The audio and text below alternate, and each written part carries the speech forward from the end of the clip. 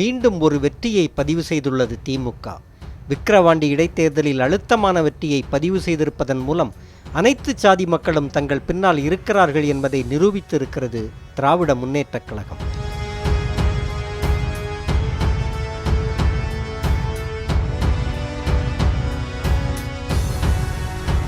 திமுக கூட்டணியை உடைக்கும் நோக்கங்களும் தமிழ்நாட்டில் சட்டம் ஒழுங்கை கெடுத்து திராவிட மாடல் முதலமைச்சர் மு.க. ஸ்டாலின் அவர்களின் பெயரை கெடுக்கும் நோக்கங்களையும் மக்கள் நம்பவில்லை. தமிழ்நாட்டின் அனைத்து பிற்படுத்தப்பட்ட பட்டியலின மக்களுக்கு சமூக நீதியின் முழு பயனையும் கொடுத்த திமுகவுக்கு மக்கள் அளித்துள்ள பரிசுதான் இந்த வெற்றி. பிற்படுத்தப்பட்ட பட்டியலின மக்களின் அரசியல் விடுதலைக்காக போராடிய திராவிட இயக்கத்திற்கும் திமுகவுக்கும் வலதுசாரிகள்தான் பொது எதிரி. அவர்களை வீழ்த்தித்தான் அறிஞர் அண்ணா ஆட்சியை பிடித்தார். ஆனால் விக்கிரவாண்டி இடைத்தேர்தலில் திராவிட இயக்கத்தின் தோன்றலான திமுகவை பொது எதிரி என்கிறார்கள் பாமகவும் நாம் தமிழர் கட்சியினரும். தமிழ்நாட்டை பொறுத்த வரைக்கும் 2 பேருக்கு தான் பொது எதிரி இருப்பதா நான் கருதுகிறேன். ஒன்று திராவிட இயக்கம். திராவிட இயக்கத்துக்கான பொது எதிரி அப்படின்றது இந்த சமூகத்திற்கு இழிவுகளை ஏற்படுத்தி இருக்கின்ற, இந்த சமூகத்தில் இழிநிலைகளை உருவாக்கி இருக்கின்ற ஒரு சித்தாந்தம், இந்துத்துவ சித்தாந்தம், சனாதனம். இதுதான் திராவிட இயக்கத்தினுடைய பொது எதிரி. அது திராவிட இயக்கத்தினுடைய எந்த முகாமில் இருந்தாலும் அவர்களுடைய பொது எதிரி அப்படின்றது இந்த இந்துத்துவ சித்தாந்தம் தான். அதே போல் இந்துத்துவ சித்தாந்தத்துக்கு தன்னுடைய மேலாதிக்கத்தை கேள்வி எழுப்புகின்ற, தன்னுடைய ஆதிக்க வர்க்கங்களை எல்லாம் உடைத்து போட வேண்டும் என்று வேலை பார்க்கின்ற இந்த திராவிட இயக்கத்தவர் தான் பொது எதிரியா. இந்த 2 தான் தமிழ்நாட்டில் நீண்ட காலமாக பொது எதிர் திசையில் வேலை பார்த்து கொண்டிருப்பது. இதில் அவ்வப்போது வருகையும் போவதுமாக பல கட்சிகள் உள்ளேயும் பல கட்சிகள் வெளியவுமாக இருந்து கொண்டிருக்கும். இதுக்குள்ளே புது வரவுகள் சில நடந்திருக்கு. இந்த இந்துத்துவ குரூப்புக்குள்ளே புது வரவுகள் சில நடந்திருக்கு. அது இன்றைக்கு தான் அம்பலப்பட தொடங்கி இருக்கிறது. அதில் ஒரு முகமாக தான் அன்புமணி ராமதாஸும் ஒரு முகமாக தான் சீமானும் இன்றைக்கி நிற்கிறாங்க. அதனால தான் இந்த பக்கம் இருக்கக்கூடிய திராவிட இயக்கம் பொது எதிரியாக, திமுக பொது எதிரியாக அவர்களுக்கு தெரிகிறது. பொது எதிரி அப்படின்ற அடிப்படைக்கு இவங்க எப்படி வர்றாங்க? 2 பேருடைய, அதாவது சீமானும் அதே சொல்கிறாரு, அன்புமணி ராமதாஸும் அதே சொல்கிறாரு, அண்ணாமலையும் அதையே சொல்கிறாரு. திமுக பொது எதிரின்ற ஒரு கட்டமைப்பு உருவாக்குறாங்க. இவங்களுடைய கோரிக்கைகள் ஒன்றா, இவங்களுடைய வேலைகள் ஒன்றா இருக்கா அப்படின்னு பார்த்தோம்னா இவங்களுடைய கோரிக்கைகள் வேற வேற. அன்புமணி ராமதாஸுடைய கோரிக்கையும் சீமானுடைய கோரிக்கையும் அண்ணாமலையுடைய கோரிக்கையும் ஒன்று இல்லை. இந்த 3 பேருக்கு வெவ்வேறு டிமாண்ட்ஸ் இருக்குது. வெவ்வேறு டிமாண்ட்ஸின் அடிப்படையில் இவங்க ஒரே இடத்துக்கு சேர்றாங்க. ஆனால் இந்த வெவ்வேறு கோரிக்கைகளினுடைய அல்டிமேட் டெஸ்டினேஷன் என்ன, இதனுடைய இறுதி இலக்கு என்ன அப்படின்னு எடுத்து பார்த்தோம் அப்படின்னா, இந்த படிநிலை சமூகத்தை, சாதிய படிநிலை சமூகத்தை அப்படியே இறுக்கமாக பாதுகாத்து வைப்பது, அல்லது இவர்கள் இதற்கு மேலும் முன்னேறிவிடக்கூடாது என்பதற்காக விஸ்வகர்மாக்களாக இவர்களை மாற்றுவது, மீண்டும் படிநிலைக்குள்ளே தள்ளுவது அப்படின்றது தான் இந்த 3 முகாமினுடைய முழு இலக்கு. இதுதான் அண்ணாமலையினுடைய இலக்கு, இதுதான் அன்புமணி ராமதாஸ் இலக்கு, இதுதான் சீமானுடைய இலக்கு, இதுதான். அதனால தான் சீமானால் குடிப்பெருமை கொலைகள் அப்படின்னு பேச முடியுது. அன்புமணி ராமதாஸால் அத்தனை சமுதாய மக்களும் வாழுகின்ற ஒரு பகுதிக்குள்ளே போய் வன்னியர் இடஒதுக்கீடு, வன்னியர் இடஒதுக்கீடு, வன்னியர் இடஒதுக்கீடு என்று வன்னியர் நாடு போல விக்கிரவாண்டியை சித்தரிக்கின்ற ஒரு நிலை, ஒரு இடம்ன்றதை அன்புமணி அங்கிருந்து தான் வராரு. இந்த 2 பேரை பின்னாடி இருந்து இயக்கும் விதமாக அண்ணாமலை சைலண்டாக உட்கார்ந்துருக்கிறார். நேரடியாக களம் கண்டால் இந்த முறை பின்னங்கால் பிடரிபிட ஓட வேண்டி இருக்குன்ற எண்ணத்தினாலே என்னவோ முன்கூட்டியே பாமக அறிவிக்கிறதுக்கு முன்னாடி இவங்க அறிவிக்கிறாங்க, இடைத்தேர்தலில் எங்களுடைய கூட்டணி சார்பாக பாமக போட்டியிடும் அப்படின்னு. பொதுவாக பிரதான தேர்தல்களில் கூட்டணி வைத்து போட்டியிடுவதும் அதற்கு அடுத்து வரக்கூடிய தேர்தலில் அந்தந்த கட்சி முடிவெடுத்துக் கொள்வதுமாக இருக்கும். அப்போ இவங்க கொள்கை ரீதியாக ஒன்று சேர்ந்துருக்கிறாங்க. எப்படி மதவாதத்துக்குனா சாதியவாதத்துக்கு நீ ஒன்றுக்கு ஒன்று ரொம்ப தொடர்போடு இருக்கக்கூடிய பொழுது ஏன் நம்ம 2 பேரும் தனியாக இருக்கணும், ஒன்று சேர்ந்துக்கிடுவோம் அப்படின்னு சொல்லிட்டு மாம்பழத்தை தாமரையில் தூக்கி வைத்து இப்போது உலாத்தி கொண்டிருக்கிறார்கள். இப்போ இந்த குரூப்புக்கு தான் திராவிட இயக்கம் எதிரியாக தெரிகிறது. இன்னைக்கு கள்ளக்குறிச்சி விவகாரமாக இருக்கட்டும், அல்லது வேறு சில லா அண்ட் ஆர்டர் இஷ்யூஸ்ன்னு இவங்க சொல்கிறதாக இருக்கட்டும், குறிப்பாக அந்த கள்ளக்குறிச்சியில் நடைபெற்ற இந்த கள்ளச்சாராய அல்லது விஷசாராய மரணங்கள் அப்படின்னு. ஏன்னா கள்ளச்சாராயம் சொல்கிறத விட இது விஷச்சாராயம்ன்றது தான் சரியாக இருக்கும். கள்ளச்சாராயம் அப்படின்றது லோக்கலில் ஊறல் போட்டு காய்ச்சிறது, விஷச்சாராயம் அப்படின்றது மெத்தனாலை போட்டு கலந்து குடிக்கிறது அப்படின்றது. இப்போ இந்த விஷச்சாராய சாவு அப்படின்றத அந்த மக்கள் எப்படி பார்க்குறாங்கன்றத விருப்பு வெறுப்புக்கு அப்பாற்பட்டு நம்ம புரிஞ்சுக்கணும்னு நினைக்கிறேன். ஒன்றும் இல்லை, அந்த ஊருக்குள்ளே யாரோ ஒருத்தர்கிட்ட போய் மைக்கை நீட்டி, என்னங்க கள்ளச்சாராயம் எத்தனை வருஷமாக குடிக்கிறீங்கன்னு கேளுங்க. 40 வருஷமாக குடிக்கிறேன் பாரு, அவருக்கு வயசு 60 இருக்கும். இன்னொருத்தர் 50 வருஷமாக குடிக்கிறேன் பாரு, அவருக்கு வயசு 70 இருக்கும். இப்படி அது அந்த சமூக அந்த ஊருக்குள்ளே வந்து நீண்ட காலமாக ஓடிக்கொண்டே இருப்பதாக வந்து சேர்ந்திருக்கு. இதை வந்து அந்த ஆட்சி தவிர்க்கலை, இந்த ஆட்சி தவிர்க்கலை, இந்த கட்சி தவிர்க்கலை, அந்த கட்சி தவிர்க்கலைன்னு எடுத்து பார்த்தோம்னா இந்த செயினுக்குள்ள பாமகவை பாஜகவை வந்து அறுத்தெறிய முடியாத அளவுக்கு இந்த செயினுடைய முக்கியமான நெக்ஸஸில் இந்த பாஜகவும் பாமகவும் உள்ளே இருந்து வேலை பார்த்துக்கிட்டு இருக்கிறாங்கன்றது எல்லாருக்கும் தெரிஞ்ச உண்மை. அப்போது இதை மாற்றணும், அல்லது வந்து இந்த சாராயத்தை குடிக்காமல் மக்களை வந்து டாஸ்மாகில் விற்கக்கூடிய சரக்கு குடிக்க வைக்கிறது, அல்லது இந்த சாராயத்தை குடிக்க வைக்காமல் ஒரு இம்போர்ட்டட் லிக்கரை மக்களை குடிக்க வைக்கிறது அப்படின்னா அதுக்கு வந்து ஊருக்குள்ளே வேலை பார்த்தவனுக்கு தான் தெரியும் அதில் என்ன பிரச்சனை இருக்குது. ஏன் அந்த அஃபோர்டபிலிட்டியாக இருக்கட்டும் அல்லது அவைலபிலிட்டியாக இருக்கட்டும் எல்லாத்தின் காரணமாகவும் வேறு ஒன்று இங்கே தேவைப்பட்டுக்கிட்டே இருக்குது அப்படின்றது அந்த ஊரில் இருக்கிறவங்களுக்கு தெரியும். அப்போ இதை அரசியல் கட்சியோடு தொடர்பு படுத்தி பேசுவது அப்படின்றது அரசியல் லாபத்தை தருவதாக இவர்கள் கருதலாம். ஆனால் இதை காரணமாக வைத்துக்கொண்டு எந்த அரசியல் கட்சிக்கும் லாபத்தை தருவதற்கு அந்த மக்கள் தயாராக இல்லை. அப்படி மக்கள் தயாராகி இருந்தார்கள் அப்படின்னா இந்த 40 வருஷத்துல பல முறை இந்த விஷசாராய மரணங்கள் அப்படின்றது நடந்திருக்கிறது. பல முறை இந்த கள்ளச்சாராய பாதிப்புகள் அப்படின்றத பல இடங்கள்ல மக்கள் உணர்ந்திருக்கிறாங்க. மீண்டும் மீண்டும் இது ஏதோ ஒரு வகையில உள்ளுக்குள்ள வந்து கொண்டே இருக்கிறது.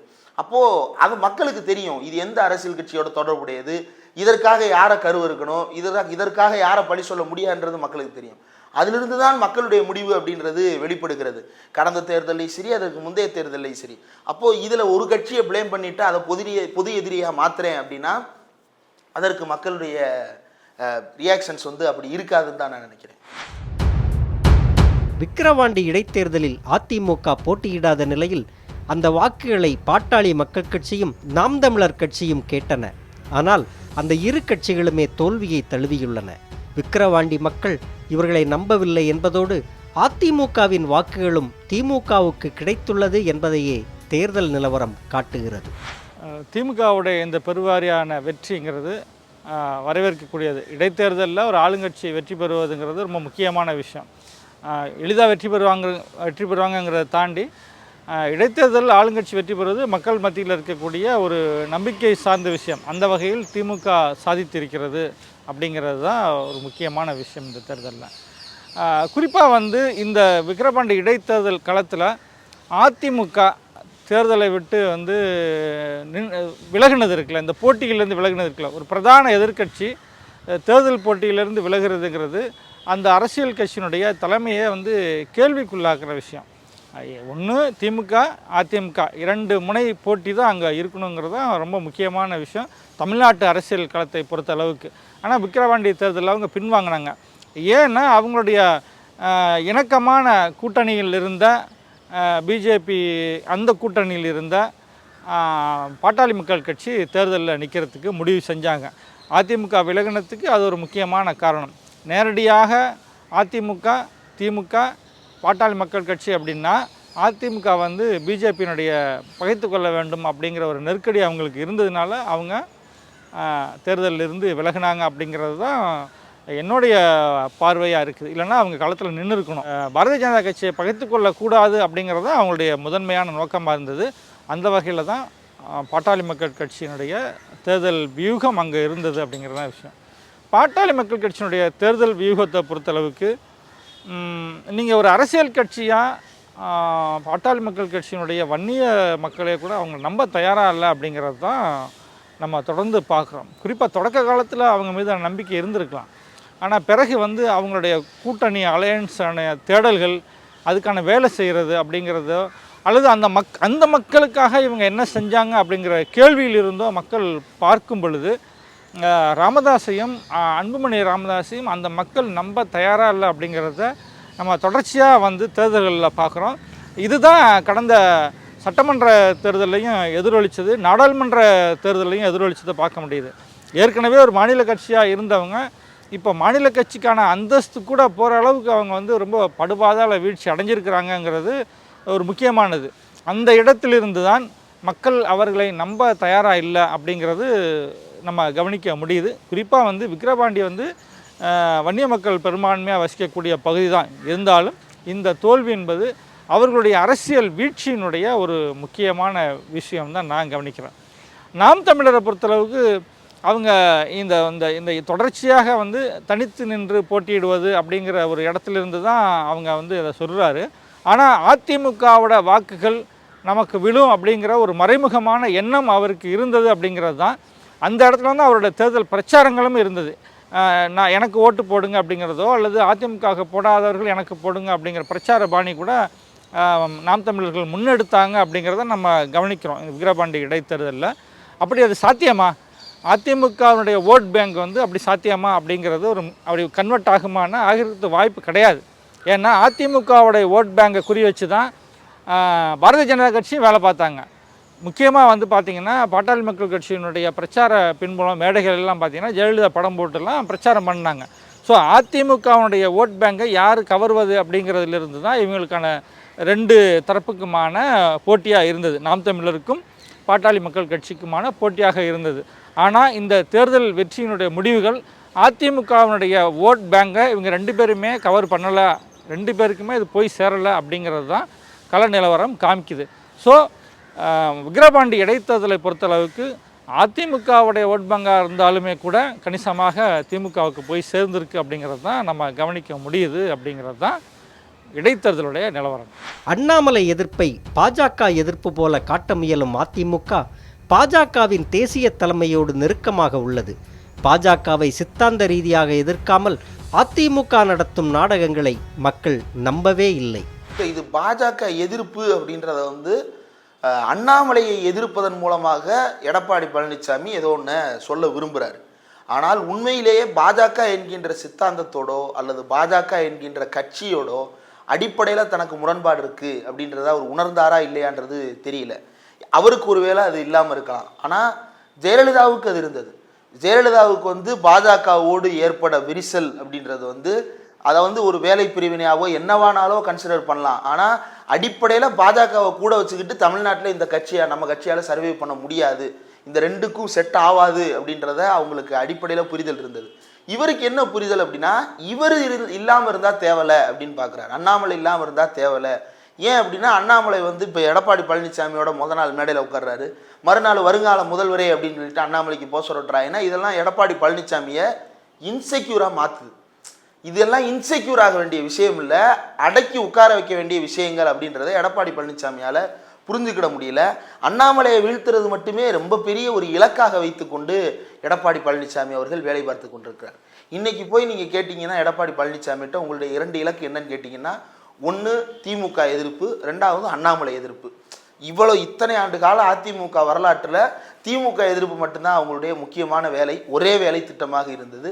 இப்போ அண்ணாமலை வந்து இந்த விஷயத்தை கேள்வியாக மாத்திராப்புல அப்படிங்கிற பொழுது அண்ணாமலைக்கு இவருக்கும் ஒரு போட்டி வருது. நான் தாண்டா இதை பேசணும், நீ ஏன்டா இதை பேசுகிற அப்படின்னு சொல்லிட்டு 2 பேருக்கு இடையில வந்து ஒரு போட்டி உருவாகுது. இந்த போட்டிக்கெல்லாம் அப்பாற்பட்டு இந்த தேர்தலிருந்து அவர் விலகுனது ஏன்? தமிழ்நாடு வரலாற்றில் எவ்வளவோ இடைத்தேர்தல்கள் நடந்திருக்கிறது, அவ்வப்போது புறக்கணிப்பு நடந்திருக்கிறது, அவ்வப்போது வந்து கூட்டணிகள் சேர்ந்திருக்கிறது இடைத்தேர்தல்களில். ஆனால் இந்த முறை புறக்கணித்தது அப்படின்றது எவ்வளவு பெரிய வரலாற்று பிழையாக அதிமுக செய்திருக்கிறதுன்ற யோசிச்சு பாருங்க. பாமக பாஜக கூட்டணி வைத்து அந்த களத்தில் போட்டியிடுறாங்க. ஜெயலலிதா படத்தை தூக்கிட்டு பன்னீர்செல்வம், அதாவது ஜெயலலிதா படத்தை வைக்கணுன்றதுக்காகவே அந்த ஊரில் பன்னீர்செல்வத்துக்கும் வேலை இல்லை, டிடிவி தினகரனுக்கும் வேலை இல்லை.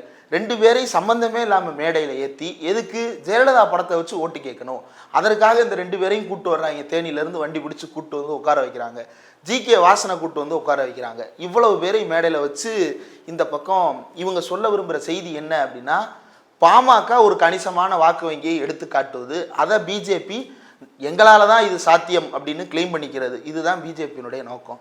அதிமுக இந்த இடத்துல போட்டியிட்டு இருந்தால் பாமக ரொம்ப நேச்சுரலாக 3வது இடத்துக்கு தள்ளப்பட்டிருக்கும். ஏன்னா இதற்கு முன்பு அதிமுக அந்த தொகுதி வந்து விக்கிரவாண்டியாக இருந்த போதும் சரி, அதற்கு முன்னாடி தனி தொகுதியாக இருந்த போதும் சரி, அதிமுகவுடைய பெர்ஃபார்மன்ஸ் அந்த இடத்துல அந்த அளவுக்கு இருந்திருக்கிறது. ஆனால் அப்போதெல்லாம் அதிமுகவுக்கு அந்த தொகுதியில் மிகப்பெரிய வலு சேர்த்தது யார் அப்படின்னா அந்த பகுதியில் இருந்த தலித் மக்கள். அதிமுக ஆதரவாளர்களில் தலித் மக்கள் கணிசமானவர் இருந்தார்கள். இப்போ அந்த மக்களுடைய வாக்குகள் அவங்களுக்கு போகலை அப்படின்றதனுடைய வெளிப்பாடு தான் கடந்த 2 முறையாக அதிமுக சந்தித்து வருகின்ற பின்னடைவை உணர்த்துகிறது. வட தமிழ்நாட்டின் மாபெரும் 2 உழைக்கும் வர்க்கங்கள்தான் வன்னியர்களும் பட்டியல் ஜாதி மக்களும். இவர்களை ஏமாற்ற பாட்டாளி மக்கள் கட்சி எத்தனையோ நாடகங்களை அரங்கேற்றுகிறது. அதிலொன்று இந்த இரு மக்களையும் திராவிட இயக்கம் மோதவிடுகிறது என்கிற பொய். உண்மையில் இந்த மக்களை மோதவிட்டது யார்? நீங்கள் வந்து வட மாவட்டங்களில் குறிப்பாக வந்து வட மாவட்டங்கள்லேருந்து ஒரு பாதி தமிழ்நாடு அவருக்கு கீழே அல்லது மதுரைக்கு கீழே ஒரு சாதிய சமூகம் இருக்குன்னா வடக்கு மாவட்டங்கள், குறிப்பாக வடக்கு மாவட்டங்கள் மத்திய மாவட்டங்கள்லேருந்து அப்படியே எடுத்துக்கலாம். நீங்கள் வடக்கு மாவட்டங்கிறது நீங்கள் விழுப்புரத்துலேருந்து அப்படின்னு நம்ம கணக்கு எடுக்கலாம். ஆனால் அதற்கும் கீழே தஞ்சை, நாகை, திருவாரூர், புதுக்கோட்டை மாவட்டங்கள் எல்லாமே இருக்குது. திருச்சி வரையும் நம்ம எடுக்கிறோன்னா நிச்சயமாக தாழ்த்தப்பட்ட மக்களும் வன்னிய சாதி மக்களும் பெரும்பான்மையாக இருக்கிறாங்கிறத மறுக்க முடியாது. அனைத்து சமூக மக்களும் இருக்கிறாங்க.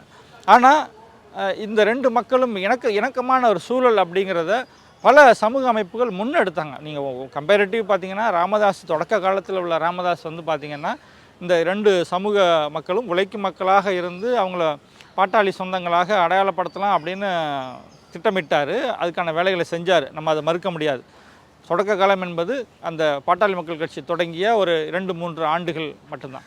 அதுக்கப்புறம் தேர்தல் பாலிடிக்ஸ்னு வரும் பொழுது சொந்த சாதி ஆதாயம் அல்ல, சொந்த ஆதாயம், தனிப்பட்ட ஆதாயம், தனிப்பட்ட குடும்ப ஆதாயத்துக்காக அந்த ஒட்டுமொத்த அந்த கட்சியும் சிதைக்கிறதிலிருந்து ஒட்டுமொத்தமாக அந்த சிந்தனை போக்கு இருக்குல்ல, 2 சாதிகளையும் இணைவதற்கான சிந்தனை போக்கையே வந்து சிதைச்சவர் ராமதாஸ் அப்படிங்கிறது தான் சொல்லலாம். நீங்கள் அந்த கிராமத்தை நாயக்கன் கோட்டையை கொளுத்தின விவகாரம் இருக்குல்ல, அந்த ஒரு ஊரே திரண்டு கொளுத்தப்பட்டதுங்கிறதா. பல ஊர்களிலிருந்து பாட்டாளி மக்கள் கட்சியினுடைய குண்டர்களை கொண்டு வந்து அவங்கள தொண்டர்களை கொண்டு வந்து ஒரு ஊரை கொளுத்துறதுங்கிறது இருக்குல்ல, அந்த அந்த அந்த சுவடுகளிலிருந்து தாழ்த்தப்பட்ட மக்களால் மீள முடியாது. அந்த பகுதி மட்டும் கிடையாது, அந்த சம்பவங்களிலிருந்து பட்டியலின மக்களால் மீள முடியாது அப்படிங்கிறது தான் வழி இல்லை. அந்த வழியிலேருந்து மீள்றதுக்கு உடனடி வாய்ப்பே கிடையாது. ஆனால் இதனூடாக அனைத்து பிற்படுத்தப்பட்டவர்கள் மக்களையும் ஒருங்கிணைத்து இந்த காதலுக்கு எதிராக இயல்பாக உருவாகிற ஒரு காதலுக்கு எதிராக ஜீன்ஸ் பேண்ட்டு போட்டுக்கிறாங்க, கூலிங் கிளாஸ் போட்டுக்கிறாங்க அப்படிங்கிறத அதை மையப்படுத்தி அந்த நாடக காதல்னு ஒன்று செய்கிறாங்க. ஜீன்ஸ் பேண்ட்டு போட்டு மயக்கிறாங்க அல்லது கூலிங் கிளாஸ் போட்டுட்டு மயக்கிறாங்க அப்படிங்கிறது அதனுடைய நுட்பமான இன்னொரு விஷயம் என்னென்னு கேட்டிங்கன்னா, தங்களுடைய சாதியில் இருக்க சொந்த சாதியில் இருக்க பெண்கள் மீது நிகழ்த்தப்படுகிற வன்முறைன்னு அவங்க நினைக்கல. ஒரு ஆண் வந்து ஜீன்ஸ் பேண்ட்டு போட்டிருந்தாலோ இல்லை கூலிங் கிளாஸ் போட்டிருந்தாலோ ஒரு பெண் எளிதாக மயங்கிடுவா அப்படிங்கிற பொழுது நீங்கள் ஒரு பெண்ணை எந்த அளவுக்கு வச்சுருக்கிறீங்க அப்படிங்கிறதோ அல்லது இன்னொரு உழைக்கும் பிரிவினரான வன்னிய சாதி பெண்களையோ நீங்கள் எந்த அளவுக்கு கீழ்த்தரமாக மதிப்பிட்டு வச்சுருக்கிறீங்க அப்படிங்கிறது இருக்குல்ல, இந்த கேள்வி ரொம்ப முக்கியமான கேள்வி. இது அதனோட இருக்குது அப்படிங்கிறது தான் நம்ம கவனிக்கிறோம்.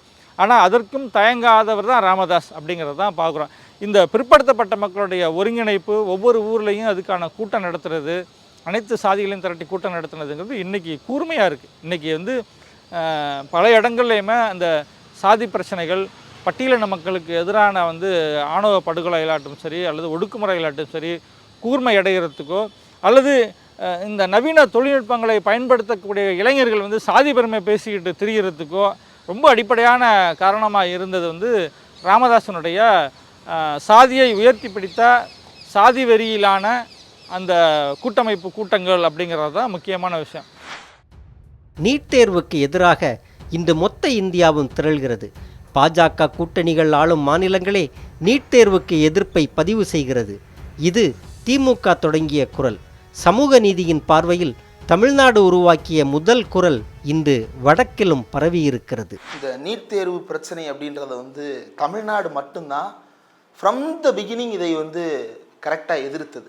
ஏன் அப்படின்னா, தமிழ்நாடு திட்டக்குழு உறுப்பினர் திரு அமலோற்பநாதன் அவர்கள் சமீபத்தில் ஒரு கட்டுரை ஒன்றை எழுதியிருந்தார். ரொம்ப பிரபலமான ஒரு மெடிக்கல் சேனல். அதில் அவர் வந்து தமிழ்நாடு ஏன் இந்த இடத்தில் வந்து நிற்கிறது அப்படின்றத வந்து வரலாற்று ரீதியான தரவுகளோடு அவர் குறிப்பிட்டிருந்தார். இந்த தமிழ்நாட்டில் நீண்ட அனுபவமிக்க மருத்துவர்களில் திரு அமலோற்பநாதனும் ஒருவர். அவர் குறிப்பிட்டிருக்கக்கூடிய தகவல் என்னென்னா, 1984-85களுக்கு முன்னாடி நம்ம ஹையர் செகண்டரி ஸ்கோரை தான் ஃபைனல் ஸ்கோராக வச்சுருந்தோம். அதுக்கு முன்னாடி பியூசி, அதுக்கு முன்னாடி இஎஸ்எல்சி, அதுக்கப்புறம் இடையில எஸ்எஸ்எல்சி. இப்படி ஒவ்வொரு காலகட்டத்திலையும் பள்ளி இறுதி தேர்வு தான் நம்ம வந்து பிரதானமான தேர்வாக கருதி இருக்கிறோம். அதற்கப்புறம் என்ன பண்ணுறாங்க, எம்ஜிஆர் என்ன செய்கிறாரு அப்படின்னா, ஒரு common entrance test for professional courses அப்படின்னு உருவாக்குறாரு. Tamil Nadu common entrance test for professional courses. இந்த ப்ரொஃபஷனல் கோர்சஸுக்கான என்ட்ரன்ஸ் எக்ஸாமுக்கு வந்து இன்ஜினியரிங், மெடிசின், இப்படி எல்லா துறைகளையும் உள்ளே சேர்த்து விட்டுறாங்க.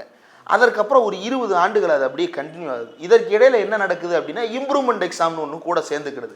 இந்த இம்ப்ரூவ்மெண்ட் எக்ஸாம் வச்சு என்ன நடக்குது அப்படின்னா 12ஆம் கிளாஸ் ஒருத்தர் முடிச்சிட்டாருன்னா அவர் அதோட முடிச்சிட்டாருன்னு கருத வேண்டியது இல்லை. அவர் திரும்ப திரும்ப திரும்ப திரும்ப எக்ஸாம் எழுதி தன்னோட மார்க்கை வந்து ஏற்றிக்கிட்டே இருக்கலாம். 12ஆம் மார்க்கை ஒருத்தர் ஏற்றிக்கிட்டே போகலாம் அப்படின்றது. இப்போ ஒரு பக்கம் இந்த என்ட்ரன்ஸ் எக்ஸாம், இன்னொரு பக்கம் இம்ப்ரூவ்மெண்ட்டு, இந்த ரெண்டையும் சேர்த்து அனலைஸ் பண்ணி 20-25 வருஷ ரெக்கார்டை எடுத்து பார்த்ததில் நம்மளுக்கு என்ன தெரிய வருது அப்படின்னா இந்த என்ட்ரன்ஸ் எக்ஸாம் முழுக்க முழுக்க படிப்பு அப்படின்றத தாண்டி யாரெல்லாம் கோச்சிங் போகிறாங்களோ, இன்றைக்கி நம்ம நாமக்கல்லில் இருக்கக்கூடிய பள்ளிக்கூடங்களை விமர்சனம் பண்ணுறோமே, இந்த நாமக்கல் வகைரா பள்ளிக்கூடங்கள் எல்லாம் எப்படி உருவாச்சு அப்படின்னா எல்லாம் இம்ப்ரூவ்மெண்ட் எக்ஸாம் கோச்சிங் சென்டர்களாக உருவாக்கப்பட்டவை. அதற்கு பிறகு இம்ப்ரூவ்மெண்ட் எக்ஸாம் அழித்து ஒழிக்கப்பட்ட பிறகு எல்லாமே கல்வி தந்தைகளாக, கல்வி நிறுவனங்களாக மாறிட்டாங்க. அப்போ அந்த இம்ப்ரூவ்மெண்ட் எக்ஸாம் எவ்வளவு கோடிகளை உள்ளுக்குள் உலாவ விட்டிருக்கும் அப்படின்ற கேள்வியை யோசிச்சு பாருங்க. அப்போது ஒரு பக்கம் இம்ப்ரூவ்மெண்ட் எக்ஸாமு, இன்னொரு பக்கம் என்ட்ரன்ஸு, ரெண்டு என்ன பண்ணுதுன்னா திரும்ப திரும்ப எழுதுறவங்களுக்கு மட்டுமே அது இடத்தை உருவாக்கி தந்துக்கிட்டே இருக்குது. உள்ளுக்குள்ளே தடவை எழுதுறவனுக்கான வாய்ப்பை மறுத்துக்கிட்டே இருக்குது. இம்ப்ரூவ்மெண்ட் எழுதுறவனுக்கான வாய்ப்பை அதிகரிச்சுக்கிட்டே போகுது. அதுலேயும் பார்த்தோம் அப்படின்னா நல்ல வசதியுள்ள குடும்பத்தினருக்கு அதிகமான வாய்ப்பு மருத்துவர் ஆவதற்கு, வசதி இல்லாத குடும்பங்களுக்கு மருத்துவராகிறதுக்கான வாய்ப்பே இல்லை அப்படின்ற இடத்த வந்து இந்த சிஸ்டம் உருவாக்கிக்கிட்டே இருக்குது. ஒரு பேப்பரை சார் ஒருத்தன் நம்ம ஊர்லேயே கூட சில நேரங்களில் கொஸ்டின் பேப்பர்ன்ற பேரில் விற்றுட்டு திரிவாங்க. ஃபேக் கொஸ்டின் பேப்பரை வச்சு விற்றுக்கிட்டு திரிவாங்க. எப்படி விற்பாங்க அப்படின்னு பார்த்தோம் அப்படின்னா பேப்பர் 15 ரூபா 20 ரூபா அப்படின்னு விற்பாங்க. இது எதனால் அப்படின்னா ஊரில் இருக்கக்கூடிய சின்ன சின்ன ஸ்கூல்களில் வந்து அந்த பிள்ளைங்களை ஏமாத்துகிற வேலை நடந்துக்கிட்டே இருக்கும். அவன் மாதம் விற்கிறப்ப 5 ரூபா 10 ரூபாய்க்கு விற்பான். ஒருத்தன் ஒரு கொஸ்டின் பேப்பரை 15 லட்சம் ரூபாய்க்கு விற்கிறதுக்கு ஆரம்பித்து 1500 ரூபா வரைக்கும் விற்கிறான். ஒரு கொஸ்டின் பேப்பரை 30 லட்சம்னு ஆரம்பிக்கிறான். டெலகிராம் சேனலில் பேசி பேசி பேசி பேசி சரி 1500 ரூபா கொடுங்க, 1500 ரூபா வரைக்கும் இறங்கி வர்றான்னா அவன் எவ்வளவு பேருக்கு மாதம் அந்த கொஸ்டின் பேப்பரை விற்றுருப்பான் அப்படின்ற அந்த அளவு வந்து எவ்வளோ பெரிய அளவு. அப்போ அதே போல் டெலகிராமில் வருது அப்படின்னா அது வந்து ஒரு செகண்டில் பல லட்சம் பேருக்கு போகக்கூடிய பிளாட்ஃபார்ம் அது. அப்போ அவ்வளோ பேருக்கு அது போய் சேர்ந்துருக்க வாய்ப்பு இருக்குது அப்படின்றதான் இன்றைக்கி உச்சநீதிமன்றத்தில் வழக்காக நிற்கிது. இந்த வழக்கிலையும் கூட சந்திரசூட் அவர்கள் கவனிக்க தவறுவது சிஸ்டமேட்டிக்கான எரர் அப்படின்றத இவர் 2024 நீட் எக்ஸாமை வச்சு மட்டும் பார்க்குறாரு. 2023 நீட் எடுங்க, 22 நீட் எடுங்க, 21 நீட் எடுங்க, ஒவ்வொரு நீட்லையும் இந்த குளறுபடிகள் நடந்துகிட்டே இருக்குது. அப்போ இது சிஸ்டமிக் லீக் தான் அப்படின்றதுக்கு ஒவ்வொரு ஆண்டும் நடக்கின்ற அந்த லீக் போதுமானதாக இருக்கிறது. அப்போது சும்மா இல்லை, ஒரு கொஸ்டின் பேப்பர் 2000 ரூபாய்க்கு நம்ம வந்து இப்போ தேர்வு எழுதுகிறோம் அப்படின்னா, இப்போ டிஎன்பிஎஸ்சி எழுதுகிறோம் அப்படின்னா டிஎன்பிஎஸ்சியில் ஒரு எக்ஸாமுக்கு ஒரு ஃபீஸ் இருக்குது இல்லையா, அந்த மாதிரி நீட் எக்ஸாமுக்கு ஒரு ஃபீஸ் இருக்குது. எவ்வளோன்னு நினைக்கிறீங்க? 1700 ரூபா ஒரு எக்ஸாமுக்கான ஃபீஸு. இந்தியாவிலேயே காஸ்ட்லியான எக்ஸாமில் ஒன்று நெட் எக்ஸாம்னு ஒன்று நடக்குது, நேஷனல் எலிஜிபிலிட்டி டெஸ்ட்டு, அது கூட 1150 ரூபா தான். இது 1700 ரூபா. அவ்வளவு ஃபீஸு கட்டி எழுதுகிறாங்க ஒவ்வொரு எக்ஸாமையும். அப்போது ரீ எக்ஸாம் நடத்துகிற அப்படின்னா அந்த ரீ எக்ஸாமுக்கான முழு செலவையும் இந்த என்டிஏ தான் ஏற்றுக்கணும். அதே போல் இந்த என்டிஏன்ற அமைப்பு முதல்ல கலைச்சி விட்டுட்டு நாடாளுமன்ற சட்டத்தின் மூலமாக ஒரு அமைப்பு உருவாக்கணும். இப்போ யூனியன் பப்ளிக் சர்வீஸ் கமிஷன் ஒன்று இருக்குது. அது யார் நடத்துகிறான்னா கான்ஸ்டியூஷன் நடத்துது அந்த அமைப்பை. அந்த அமைப்பு கான்ஸ்டியூஷன் உருவாக்கி தந்த அமைப்பு. எலெக்ஷன் கமிஷன் இருக்கா, ஃபினான்ஸ் கமிஷன் இருக்கா, டீலிமிட்டேஷன் கமிஷன் இருக்கா, இதெல்லாம் இந்தியாவினுடைய அரசமைப்பு சட்டம் உருவாக்கி தந்த அமைப்புகள். சிபிஐ, இடி, ஐடி இதெல்லாம் நாடாளுமன்றம் உருவாக்கி தந்த அமைப்புகள். அப்படி நாடாளுமன்ற சட்டத்தின் மூலமாக ஒரு அமைப்பு உருவாக்குங்க. அதற்கு வக்கற்று போய் சொசைட்டி, அதாவது எப்படின்னா இப்போ நீங்களும் நானும் வந்து கேகே நகரில் இருக்கோம் அப்படின்னா கேகே நகர் ஃப்ளாட் அசோசியேஷன் உருவாக்கிறதுக்கு நமக்கு உரிமை இருக்குது. அந்த மாதிரி உருவாக்கப்பட்ட அமைப்பு இது. ஆனால் அப்பாயின்மெண்ட் மட்டும் கவர்மெண்ட் பண்ணுமா? யாரை? தலைவரையும் டைரக்டரையும் மட்டும் கவர்மெண்ட் அப்பாயின்மெண்ட் பண்ணுமா? எதுக்கு ஒரு தனியார் அமைப்பு உருவாக்குவானே, அதற்கு வந்து நீ அப்பாயின்மெண்ட்டை போடுவானே? நாடாளுமன்றத்தில் ஒரு சட்டத்தை உருவாக்கி அதன் மூலமாக ஒரு அமைப்பு ரெடி பண்ண வேண்டியதானே? இவர்களால் நாடாளுமன்ற சட்டத்தின் மூலமாக இதை செய்ய முடியாது. ஏனென்றால் நாடாளுமன்ற சட்டம் இவர்கள் உருவாக்க வேண்டும் என்றால் அதற்கு கான்ஸ்டிடியூஷனுடைய அடிப்படை தேவை. கான்ஸ்டிடியூஷனுடைய அடிப்படையின்படி இவர்களால் இந்த விஷயத்தை செய்ய முடியாது அப்படின்றது தான் ஏகே ராஜன் அவர்கள் வலியுறுத்தக்கூடிய ஒரு விஷயம். ஏன்னா அரசியலமைப்பு சட்டத்தை பொறுத்த வரைக்கும் ஒரு விஷயம் சார், ஒருத்தனுக்கு கம்பெனி தொடங்குறதுக்கு உரிமை இருந்தால் தான் அந்த கம்பெனியை வழிநடத்துறதுக்கான வழிகாட்டுதலை கொடுக்க முடியும் இல்லையா? கம்பெனியே தொடங்க கூடாது அப்படின்னு ஒருத்தனை சொன்னோம்னா அவனால் அந்த கம்பெனி எப்படி நடத்துறதுன்னு வழிகாட்டுதல் கொடுக்க முடியுமா? அது ரொம்ப அறத்தின்பாற்பட்ட செயலாக கிடையாது. இந்த யூனிவர்சிட்டிஸை பொறுத்த வரைக்கும் ஒன்றிய அரசாங்கத்துக்கு யூனிவர்சிட்டி கட்டுவதற்கான நடத்துவதற்கான அங்கீகாரமே அரசியலமைப்பு சட்டத்தால் கொடுக்கப்படவில்லை. அது மாநிலத்திற்கு மட்டும்தான் இருக்கிறது. அப்போது உன்னால் கட்ட முடியாத ஒரு அமைப்புக்கு உன்னால் ஸ்டாண்டர்டை மட்டும் எப்படி செட் பண்ண முடியும்? அட்மிஷன் கிரைட்டீரியாவை எப்படி செட் பண்ண முடியும்? வழிகாட்டுதலை வழங்கலாம், அவ்வளவுதான். ஆல் இந்தியா டெக்னிக்கல் எஜுகேஷன் கோஆப்ரேஷனாக இருக்கட்டும், அல்லது வந்து என்எம்சியாக இருக்கட்டும், மருத்துவ படிப்புக்கு பொறியியல் படிப்புக்கு வழிகாட்டுதலை கொடுக்கலாம்.